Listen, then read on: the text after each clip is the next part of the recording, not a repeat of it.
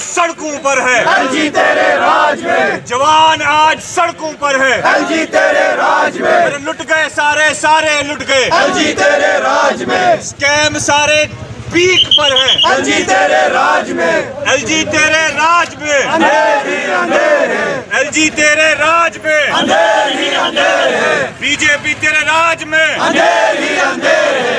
BJP तेरे राज में, अंधेर ही अंधेर है। एपटेक हाय हाय एपटेक हाय हाय एपटेक हाय हाय एलजी एडमिनिस्ट्रेशन, हाय हाय एलजी एडमिनिस्ट्रेशन, हाय हाय एलजी एडमिनिस्ट्रेशन, हाय हाय एलजी एडमिनिस्ट्रेशन। हाय हाय।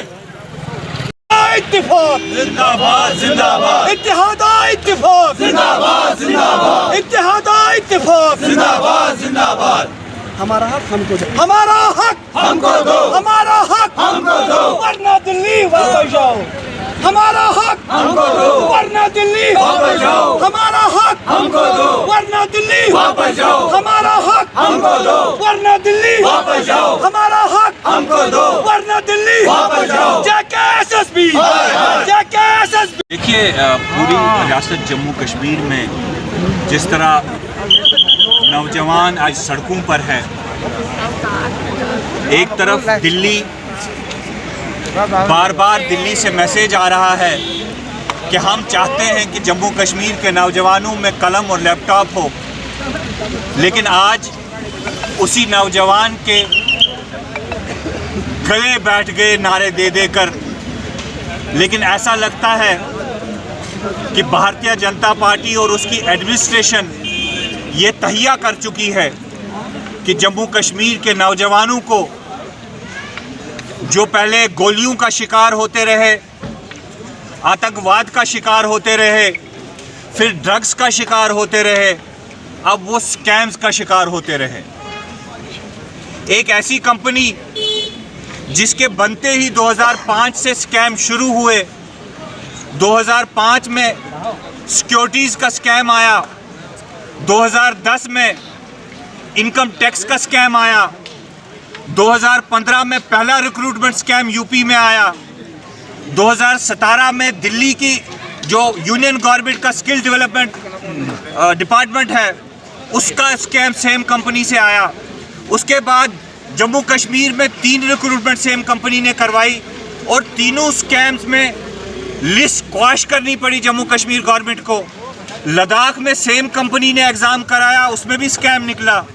और आज एलजी महोदय माइक पे चढ़कर हमें लेक्चर देते हैं कि अगर कल स्कैम निकला आप प्रूफ लेकर आइएगा, फिर उसके बाद हम कार्रवाई करेंगे।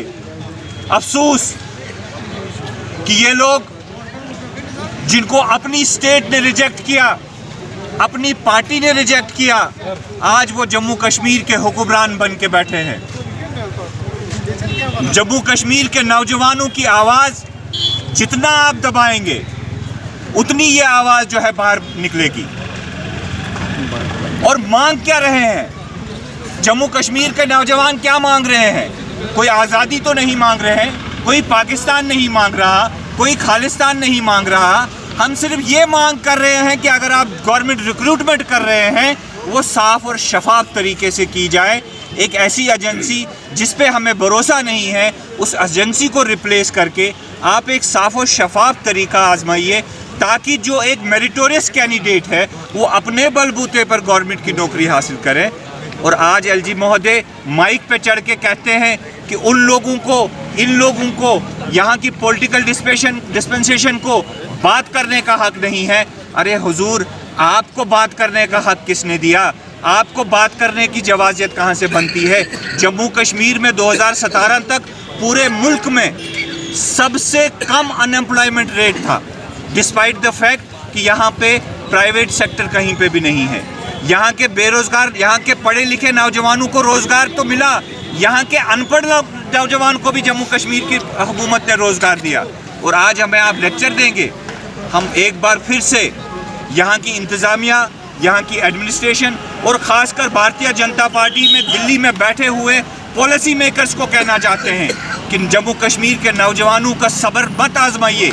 जम्मू कश्मीर के नौजवान ने बहुत मुश्किल दौर देखा है और आप कल तक 370 हटा के आप कह रहे थे कि आप जम्मू कश्मीर में जो सेपरेटिस्ट एलिमेंट है आप उनको पुनिश करना चाहते हैं, लेकिन मैं यूनियन होम मिनिस्टर साहब को कहना चाहता हूं, आज आप जम्मू कश्मीर के मेन स्ट्रीम को पुनिश कर रहे हैं, क्योंकि ये जो जवान आज सड़कों पर हैं ये वही नौजवान हैं जिन्होंने बंदूक नहीं पकड़ी, जिन्होंने पत्थर हाथ में नहीं उठाया, जिन्होंने सेपरेटिज्म को हाथ में नहीं, जिन्होंने सेपरेटिज्म के स्लोगन को फॉलो नहीं किया, बल्कि इन्होंने हिंदुस्तान जिंदाबाद के नारे दिए और दिल में देशभक्ति और देश प्रेम का जज्बा लेकर इन्होंने कहा कि हमने हुकूमत की खिदमत, लोगों की खिदमत, सरकारी नौकरी हासिल करके करनी है।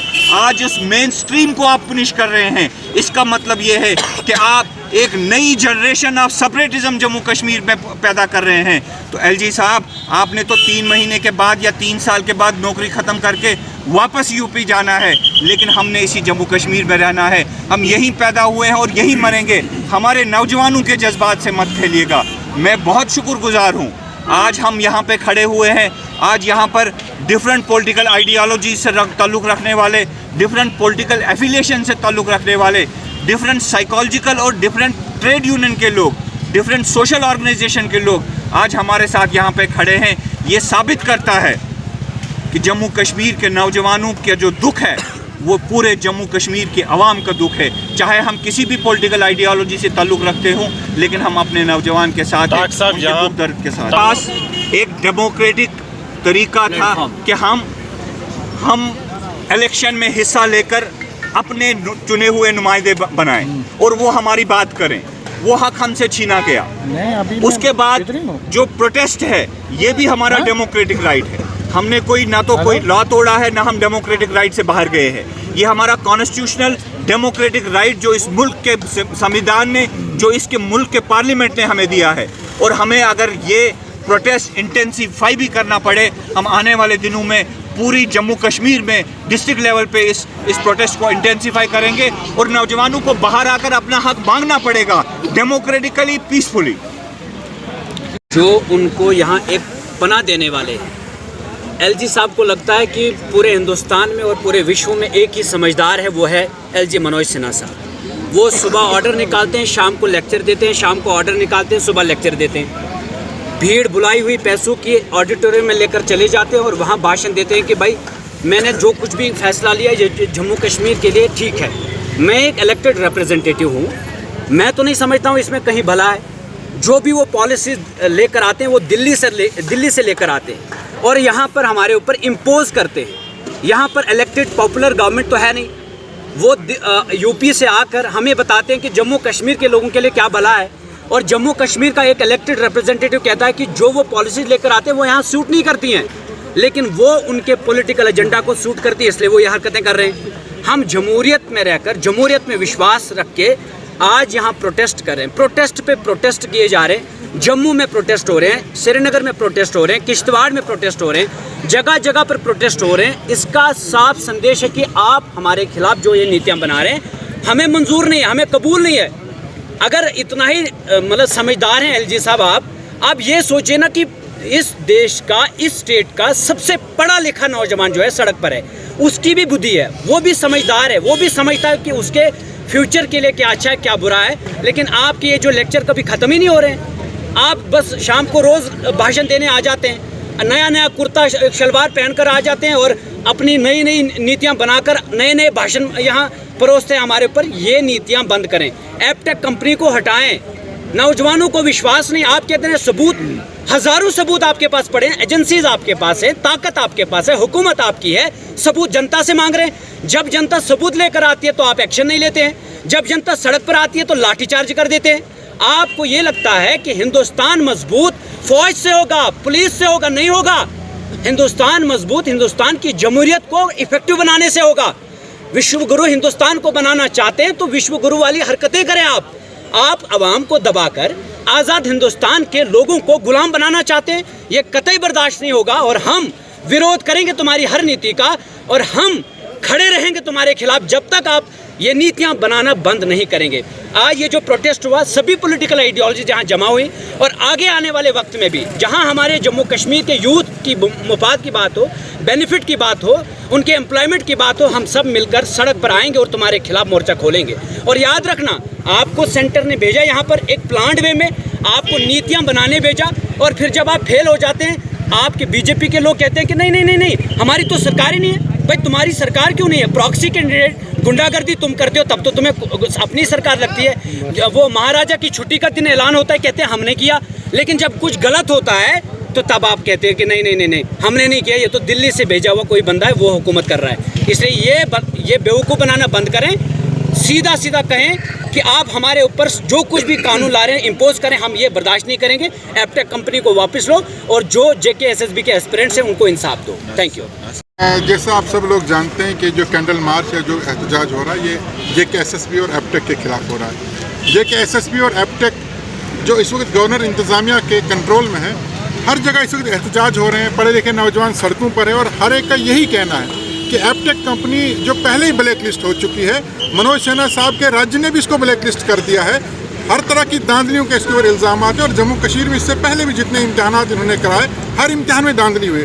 तो क्या वजह है कि क्यों बार बार लोगों के एहतजाज करने के बावजूद इसी कंपनी को ये कॉन्ट्रैक्ट दिया जा रहा है? मुझे लगता है कि मनोज सिन्हा साहब जहां नौजवानों को ये समझाने की कोशिश कर रहे हैं कि आप इम्तिहान में हिस्सा लीजिए, अगर कोई गड़बड़ी होती है उसके बाद मेरे पास आइए, मनोज सिन्हा साहब को नौजवानों के सामने आकर के सिर्फ इस बात की वजाहत करनी होगी कि आखिर नौजवानों के बार बार एहतजाज करने के बाद भी एपटेक को ही कॉन्ट्रैक्ट क्यों? मनोज सिन्हा साहब को कहना चाहिए जो अंडर टेबल डील हुई है, मैं तो साफ शब्दों में कहूंगा कि एपटेक कंपनी को ऐसे ही कोई कॉन्ट्रैक्ट नहीं दिया गया। एक ब्लैक लिस्टेड कंपनी को कॉन्ट्रैक्ट देने का साफ मतलब यह है कि अंडर टेबल एक डील हुई है, और जम्मू कश्मीर के नौजवानों को इस डील का इल्म है। या तो इन्होंने चोर दरवाजे से अपने मंजूर नज़र कैंडिडेट्स को एडजस्ट करना है, या जम्मू कश्मीर में लोगों को इसी तरह के अफरा तफरी के माहौल में रखना है कि अगर अपॉइंटमेंट्स होती हैं, सिलेक्शंस होती हैं, उनमें गड़बड़ी होगी, लोग कोर्ट कचहरी में जाएंगे, एहतजाज करेंगे। लोगों को, जम्मू कश्मीर के अवाम को सुकून से नहीं रखना। जम्मू कश्मीर के हर शख्स को, चाहे वो कारोबारी है, चाहे वो मुलाजिम है, अब पढ़े लिखा नौजवान है, हर एक के हाथ में मनोज सिन्हा साहब कटोरा देना चाहते हैं। दिल्ली ये चाहती है कि जम्मू कश्मीर के नौजवान, जम्मू कश्मीर का बुजुर्ग, जम्मू कश्मीर का कारोबारी, हर एक भिखारी बने, इनके हाथों में कटोरा हो, लेकिन हम ऐसा होने नहीं देंगे। मैं आपको बता दूं, अगर एपटेक कंपनी को नहीं हटाया गया तो एहतजाज तेज होंगे। हम नौजवानों के साथ खड़े हैं, हर महाज पर लड़ने के लिए तैयार हैं, जब तक न JKSSB और मनोज सिन्हा एपटेक कंपनी को हटाएगी।